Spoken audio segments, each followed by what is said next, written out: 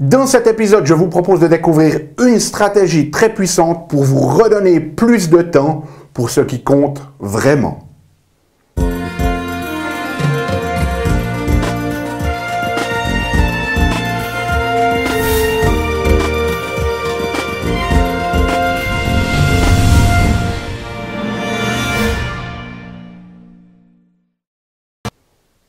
Parce que la vie est trop magique pour être petite et que nous avons tous besoin d'une prescription pour grandir en conscience et faire que nos rêves dévorent notre vie. Bonjour, je suis le Dr Yannick Pauli. Bienvenue à un nouvel épisode d'une grande vie. Vous le savez, dans ces épisodes, chaque semaine, je vous propose des stratégies pratiques pour grandir en conscience, qu'elles soient d'ordre physique, émotionnel, psychique ou spirituel, parce que c'est cette conscience qui est au cœur d'une vie pleinement vécue et de notre évolution en tant qu'être humain. Alors cette semaine, ça sera très certainement un épisode un petit peu plus court que d'habitude, mais ne vous laissez pas embarquer dans la notion que parce que c'est plus court, c'est moins complet. C'est une stratégie qui est extrêmement puissante et en fait, j'étais étonné de remarquer que je ne l'avais encore pas partagé avec vous. Et ce qui m'a fait prendre conscience de ça, c'est une discussion que j'ai eue il y a quelques jours avec un patient. C'est une personne qui a de gros problèmes de santé qui sont chroniques et persistants depuis très longtemps.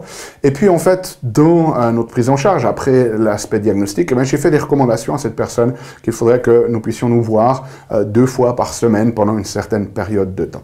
Et la personne-là m'a regardé avec des yeux écarquillés comme ça et m'a dit « Mais Dr Pauli, moi je ne vais jamais pouvoir venir 2 fois par semaine. » Donc, la première des choses que l'on a clarifié, c'est que bien évidemment, si vous avez une problématique chronique et que votre santé n'est pas une priorité, il n'y a absolument rien que moi je vais pouvoir faire pour vous parce qu'il faut toujours se souvenir que, indépendamment du diplôme du praticien, indépendamment de son expérience, indépendamment de quoi que ce soit des technologies qu'il utilise, c'est toujours au final vous, le patient, qui déterminez les résultats. Si on vous donne les meilleures recommandations du monde, mais que vous n'avez pas la capacité ou le désir de les mettre en place, rien ne va se faire.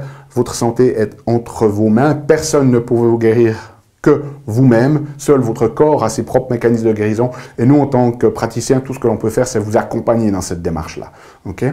Donc, première des choses, on a dû clarifier et on s'est vu que cette personne, oui, elle avait l'intention de le faire, mais finalement, que logistiquement, effectivement, dans sa vie, c'était très difficile. Et à ce moment-là, j'ai proposé de faire cet exercice qui lui a permis de prendre conscience d'un certain nombre de choses et de dégager du temps pour elle. Et c'est cet exercice que je vais vous proposer de faire aujourd'hui. Donc, si vous avez un agenda qui est tellement surbooké que vous n'avez pas une minute à vous et que vous n'avez pas la place pour ce qui est essentiel, eh bien, je vous propose maintenant de prendre une feuille de papier, mettez la vidéo en pause s'il le faut, prenez une feuille de papier, prenez un crayon, et puis voilà ce que l'on va faire.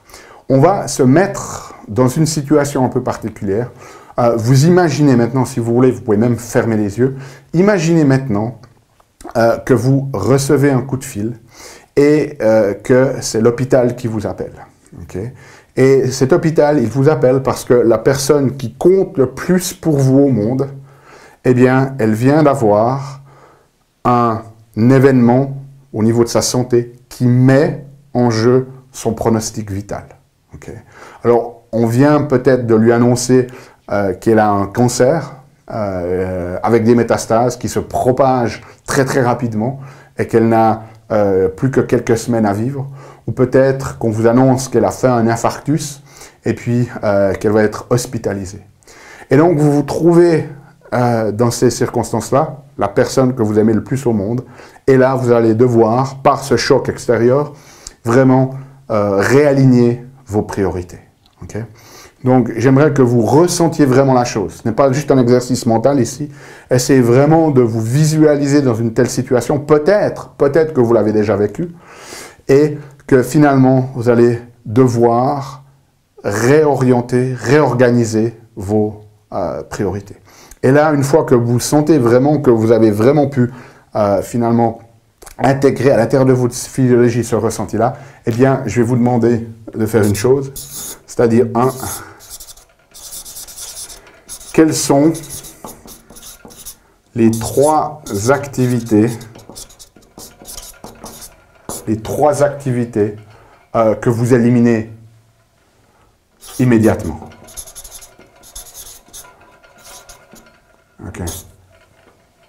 Prenez un moment, mettez la vidéo en pause s'il le faut et écrivez les 3 activités que vous éliminez complètement. Peut-être que vous alliez au fitness et vous décidez de ne plus y aller. Peut-être que vous alliez voir des amis et boire un coup après le boulot 2 fois par semaine et vous décidez de ne plus faire ça. Okay? Peut-être que vous rencontrez avec les seniors du club de foot pour les matchs et vous décidez de ne plus faire ça. Peut-être que vous passiez 2 heures aux jeux vidéo et vous décidez de ne plus faire ça. Peut-être que vous étiez un accro à Instagram ou Facebook ou Twitter et que vous décidez de mettre ça de côté. Prenez un moment pour vous pour noter quelles sont ces 3 activités. OK, c'est fait? Parfait. Alors maintenant, ce qu'on va faire, c'est qu'une fois que vous avez déterminé quelles sont les 3 activités que vous avez décidé d'éliminer, eh bien là, quelle est la priorité? Alors bien évidemment, on a fait de la place sur la base de ce contexte que l'on a donné, que cette personne qui nous est la plus chère a finalement cet événement qui met en cause son pronostic vital.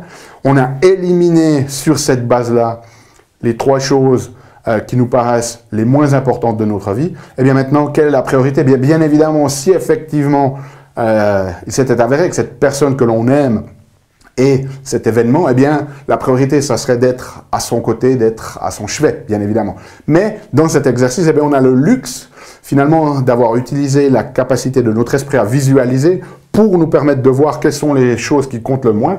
Et maintenant qu'on a fait de la place, qu'on a éliminé ça, la priorité, c'est quoi? Quelle est la priorité? Eh bien, on a la chance de ne pas devoir aller au chevet de cette personne. Donc, quelle est la priorité pour vous? Ce qui compte vraiment maintenant pour vous. Qu'est-ce qui est le plus important maintenant pour vous à ce moment-là de votre vie? Prenez un moment pour y réfléchir et notez-le. C'est fait? Parfait, génial. Merci d'avoir joué le jeu. Donc là, ce qu'on a fait, c'est qu'on a identifié les 3 choses que l'on pouvait éliminer très rapidement de notre vie pour faire de la place et on a déterminé maintenant quelle est la priorité. Alors, quelle est la priorité pour vous? Eh bien, peut-être c'est d'avoir un peu plus de temps pour vous. Peut-être c'est de faire du sport. Peut-être c'est d'aller chez ce praticien qui va vous accompagner pour remettre votre santé sur les rails. Peut-être c'est une priorité de passer plus de temps dans les lectures qui vous inspirent. Peu importe. Mais cette priorité, maintenant, donc on a déterminé où on va enlever ce temps et puis quelle est la priorité. Et maintenant, le plus important de cet exercice, si vous avez fait tout ça jusqu'à présent et que vous ne faites pas cette étape-là, tout aura servi à rien. Vous aurez perdu ici 7 minutes 39 pour rien du tout. Donc, faites-le.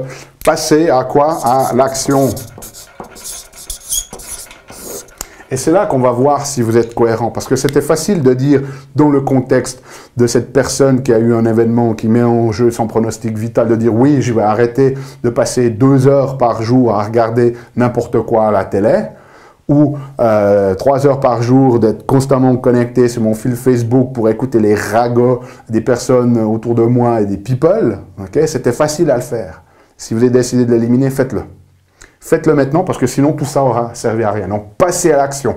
Éliminez maintenant toutes ces choses-là. Si vous avez déterminé que ces choses-là n'avaient suffisamment pas de valeur pour pouvoir les éliminer très rapidement dans un cas de force majeure et que vous avez déterminé qu'il y a quelque chose de plus important que ça dans votre vie, eh bien éliminez ces choses-là. Vous en avez choisi 3. Peut-être vous me direz, je ne peux pas les éliminer des 3. Parfait. Éliminez-en une et mettez à la place votre priorité. Faites-le. Laissez-moi savoir, si vous avez le courage de le faire dans les commentaires. Laissez-moi savoir exactement ce que vous avez fait et laissez-moi savoir comment cet exercice vous a servi. Si vous avez besoin de la transcription, elle est disponible sur notre site, unegrandevie.com. Nous, on se retrouve la semaine prochaine pour un nouvel épisode. D'ici là, souvenez-vous, aimez la vie, émerveillez-vous et contribuez chaque jour un petit peu plus. Salut, c'est Yannick. Alors, t'as aimé cet épisode? Sais-tu que tu peux rester connecté et même approfondir le sujet en faisant 3 choses? La première, tu peux t'inscrire à mon compte YouTube. De cette manière, tu seras informé des prochains épisodes. La deuxième chose que tu peux faire, c'est approfondir le sujet grâce à ce DVD, les 7 clés d'une grande vie. Il est complètement gratuit. C'est le DVD d'un atelier que j'ai fait de 2 heures environ qui explique les bases de la méthodologie et qui vous donne des exercices pratiques dans la méthodologie une grande vie. Donc il est gratuit, tout ce que tu as à faire c'est cliquer sur le lien. Et troisième chose, eh bien, je t'invite à me rejoindre sur mon blog où tu trouveras la transcription de cet épisode et aussi où tu peux t'inscrire, laisser ton email afin que je puisse t'envoyer les prochains épisodes. Donc moi je t'invite vraiment à recevoir ce DVD puisqu'il est gratuit. À bientôt.